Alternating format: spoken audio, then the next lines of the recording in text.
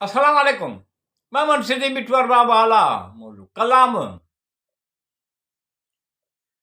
वाह कंहिं ख़ूब चयो आहे ॼण दिलि जा ज़ख़्म हिकु भेरो वरी उथलाइण लाइ आयो आहे।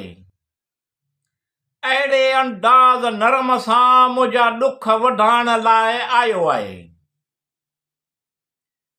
वाह कंहिं ख़ूब चयो आहे ॼण दिलि जा ज़ख़्म हिकु भेरो वरी उथलाइण लाइ आयो आहे।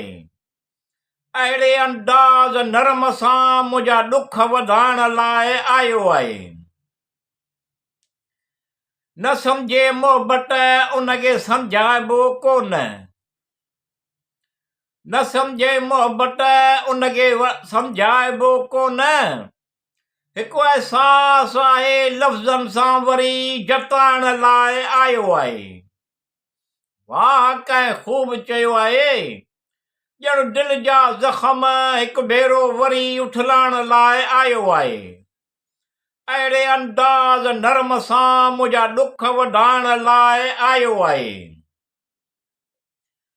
मोहबत जो मुंहिंजे दिलि जी कहाणी ख़ुदि ई लिखी,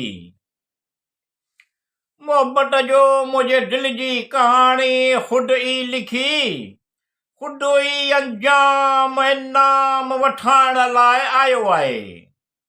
वाह कंहिं ख़ूब चयो आहे ॼण दिलि जा ज़ख़्म हिकु भेरो वरी उथलाइण लाइ आयो आहे। अहिड़े अंदाज़ नरम सां मुंहिंजा ॾुख वधाइण लाइ आयो आहे।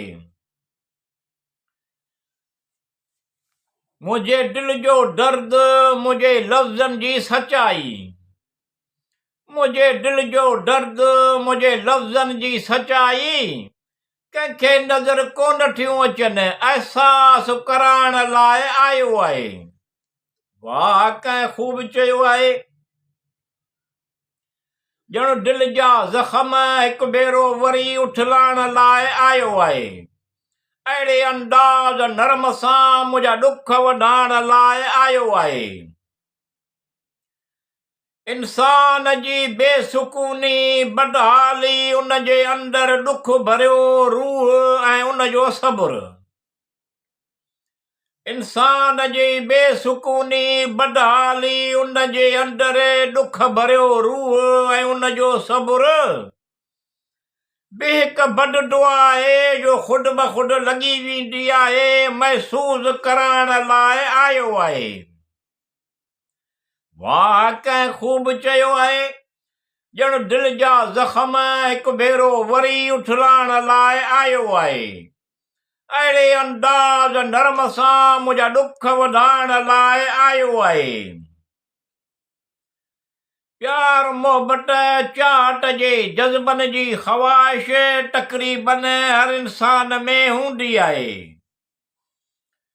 प्यार मोहबत चाहत जे जज़्बनि जी ख़्वाहिश तक़रीबन हर इंसान में हूंदी आहे।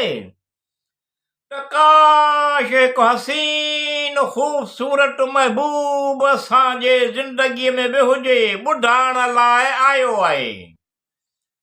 वाह कंहिं ख़ूब चयो आहे ॼण दिलि जा ज़ख़्म हिकु भेरो वरी उथलाइण लाइ आयो आहे।